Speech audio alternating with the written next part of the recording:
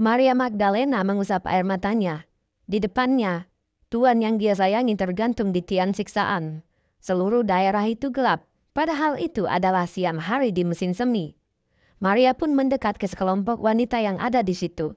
Kegelapan ini bukan karena gerhana matahari, karena lamanya sudah 3 jam, sedangkan gerhana matahari biasanya hanya beberapa menit saja.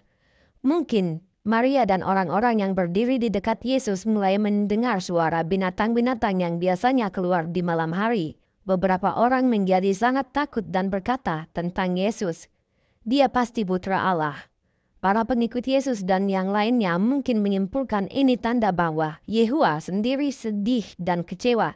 Putranya diperlakukan dengan kejam. Sebenarnya Maria Magdalena tidak tahan berada di situ. Tapi Yesus sedang sangat kesakitan dan ibu Yesus juga perlu dihibur dan ditemani. Jadi, bagaimana mungkin Maria pergi dari situ? Maria mau melakukan apa saja untuk Yesus karena dia berutang budi kepadanya. Dulu, dia dipandang hina dan hidupnya menderita. Tapi karena Yesus, Maria pun jadi punya harga diri dan tujuan hidup. Sekarang, dia adalah wanita yang sangat beriman. Apa saja buktinya? Dan bagaimana kita bisa meniru imannya? Dalam Alkitab, kisah Maria bermula ketika Yesus membebaskan dia dari situasi yang bagaikan mimpi buruk. Waktu itu, Maria dirasuki oleh 7 roh jahat yang suka menyiksa. Kita tidak tahu apa yang dilakukan roh-roh jahat itu terhadap Maria. Yang pasti, pengaruh roh jahat sangat besar di zaman Yesus. Ada banyak orang yang diserang dan dirasuki roh jahat. Tapi sekarang, Maria bebas dari semua roh jahat itu karena Yesus Kristus. Maria sangat lega karena dia tidak lagi berada dalam cengkraman roh jahat. Hidupnya sudah berubah total. Sekarang, bagaimana dia bisa membalas kebaikan Yesus? Maria menjadi pengikutnya yang setia. Tapi bukan itu saja. Dia juga melakukan sesuatu ketika melihat bahwa Yesus dan para rasulnya membutuhkan makanan, pakaian, dan tempat menginap. Baik Yesus maupun rasul-rasulnya bukan orang kaya. Dan saat itu mereka juga tidak mencari nafkah. Jadi, supaya bisa tetap fokus mengabar dan mengajar, mereka perlu dibantu. Maria dan banyak wanita lain menggunakan harta mereka untuk melayani Yesus dan rasul-rasulnya. Beberapa wanita itu mungkin cukup berada, meskipun tidak diceritakan di Alkitab. Ada kemungkinan mereka menyiapkan makanan, mencuci baju, dan mengatur penginapan di desa-desa yang Yesus kunjungi. Mereka dengan senang hati mendukung Yesus dan rombongannya, yang mungkin terdiri dari kira-kira 20 orang. Berkat bantuan para wanita ini, Yesus dan para rasulnya bisa mengabar tanpa tersimpangkan. Maria pasti sadar bahwa apa yang dia lakukan tidak ada apa-apanya dibandingkan apa yang Yesus lakukan untuk dia.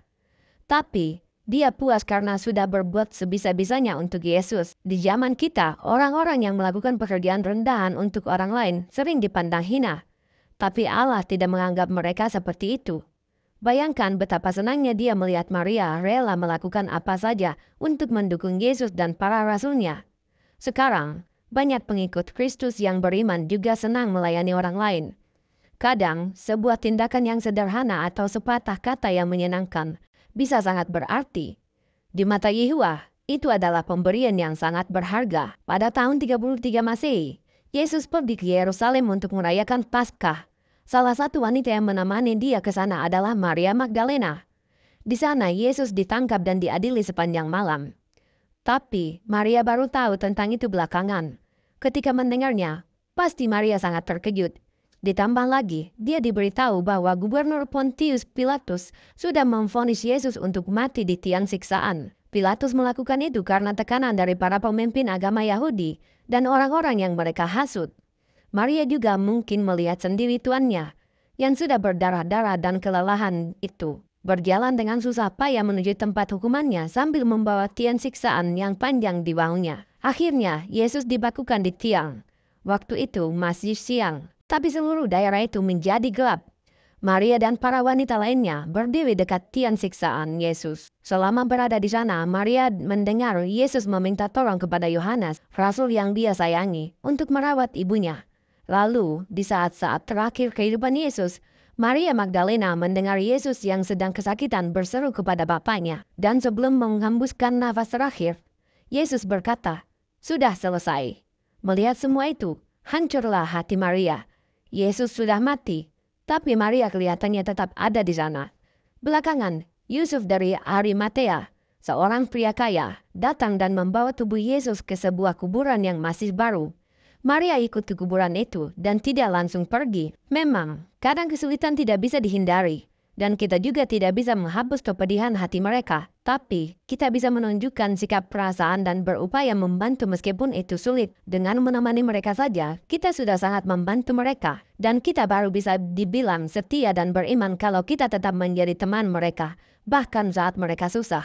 Dengan begitu, teman kita pasti merasa sangat terhibur. Setelah jenazah Yesus dibaringkan di makam, Maria dan wanita-wanita lainnya membeli rempah-rempah untuk dioleskan ke tubuh Yesus. Lalu, subuh-subuh setelah hari Sabat berakhir, Maria bangun.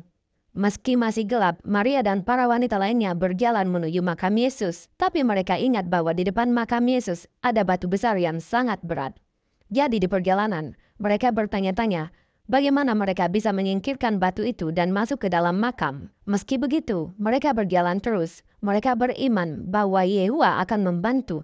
Yang penting mereka lakukan saja apa yang bisa dilakukan. Meski Maria pergi dengan beberapa wanita lain, dia mungkin tiba lebih dulu daripada mereka. Sesampainya di sana, dia kaget sekali. Batu itu sudah disingkirkan dan makamnya kosong. Maria yang gesit itu pun berlari untuk mencari Petrus dan Yohanes. Bayangkan Maria yang hampir kehabisan napas memberitahu mereka, Tuhan kita sudah dikeluarkan dari makamnya dan kami tidak tahu dia ditaruh di mana. Petrus dan Yohanes cepat-cepat pergi ke makam itu dan melihat makam itu memang kosong. Lalu, mereka kembali ke rumah mereka. Maria kembali lagi ke makam Yesus sendirian dan terus berada di sana. Melihat makam itu kosong dan suasananya sunyi di pagi hari itu, Maria tak sanggup lagi menahan tangisnya. Dia tidak habis pikir mengapa tuannya tidak ada di sana. Lalu dia membungkuk untuk melihat ke dalam makam. Dan alangkah terkejutnya dia. Ada dua malaikat yang berpakaian putih sedang duduk di sana. Mereka bertanya kepada Maria, "Kenapa kamu menangis?" Sambil kebingungan, dia menjawab seperti yang dia katakan pada Rasul. "Ada yang membawa pergi tuan saya, dan saya tidak tahu dia ditaruh di mana." Setelah itu, Maria berbalik dan melihat seorang pria berdiri di belakangnya. Maria tidak kenal orang itu. Dia kira orang itu tukang kebun yang kerja di situ. Orang itu bertanya dengan lembut, "Kenapa kamu menangis? Kamu cari siapa?" Maria menjawab, "Kalau Bapak yang mengambil dia, tolong beritahu saya di mana Bapak menaruhnya, dan saya akan mengambilnya." Coba pikirkan kata-katanya. Apa mungkin wanita ini kuat mengangkat dan membawa tubuh Yesus Kristus sendirian? Apalagi sewaktu masih hidup. Yesus adalah pria yang kuat. Maria tidak berpikir sampai ke sana. Yang ada di pikirannya hanyalah dia harus melakukan sesuatu. Seperti Maria, kita bisa jadi menghadapi tantangan yang rasanya terlalu berat atau merasa sangat sedih sampai tidak kuat lagi. Di saat-saat seperti itu, bisakah kita meniru Maria Magdalena? Kalau kita hanya berpikir kita ini lemah dan tidak bisa berbuat banyak, kita akan jadi takut dan merasa tidak berdaya. Yang penting, kita akan menyenangkan Yehuwa. Itulah yang Maria lakukan, dan dia pun mendapat berkat yang luar biasa. Orang yang bicara dengan Maria bukan tukang kebun. Dia pernah jadi tukang kayu, jadi guru, kemudian jadi tuan dan sahabat Maria. Dia itu Yesus, tapi Maria tidak mengenali dia dan malah mau pergi. Sama sekali tidak terpikir oleh Maria bahwa Yesus sudah hidup lagi sebagai makhluk ruh yang kuat. Yesus menemui Maria dalam wujud manusia, tapi bukan dengan tubuhnya yang sudah dia korbankan. Setelah kebangkitannya, Yesus menemui murid-muridnya dalam beberapa peristiwa, tapi seringkali dia awalnya tidak dikenali, bahkan oleh orang-orang yang akrab dengannya. Akhirnya ada sesuatu yang membuat Maria sadar bahwa orang itu adalah Yesus. Apakah itu? Itu adalah cara Yesus menyebut namanya, Maria. Maria pun berbalik dan memanggil Yesus dalam bahasa Ibrani, Rabuni, seperti cara dia biasa memanggil Yesus. Maria senang sekali. Ternyata ini guru yang dia sayangi. Dia pun memegangi Yesus dan tidak mau melepaskannya. Yesus tahu apa yang Maria pikirkan. Dia berkata, "Janganlah memegangi aku terus." Yesus pasti mengucapkan kata-kata ini dengan lembut, mungkin dengan tersenyum, sambil pelan-pelan melepaskan tangan Maria. Dia menenangkan Maria dengan berkata, "Aku belum naik kepada Bapa." Itu memang belum saatnya dia naik ke surga. Masih ada yang perlu dia lakukan di bumi. Dan dia minta bantuan Maria. Maria pasti sangat bersemangat. Yesus berkata, "Pergilah kepada saudara-saudaraku dan katakan kepada mereka, aku akan naik kepada Bapakku dan Bapa kalian, kepada Allahku dan Allah kalian." Benar-benar tugas yang istimewa. Maria menjadi salah satu murid pertama yang melihat Yesus setelah kebangkitannya. Dan sekarang, dia dipercaya untuk menceritakan kabar baik ini kepada yang lain. Bayangkan kegembiraan dan semangat Maria sewaktu dia menemui murid-murid Yesus. Dengan menggebu-gebu, Maria mengucapkan kata-kata yang pasti membekas dalam pikirannya dan pikiran murid-murid untuk waktu yang lama. "Aku sudah lihat Tuhan." Lalu dia menceritakan semua yang Yesus katakan. Berita dari Maria melengkapi cerita yang didengar para murid dari wanita-wanita yang pergi ke makam Yesus. Bagaimana tanggapan Rasul mendengar cerita para wanita itu? Ikuti video selanjutnya.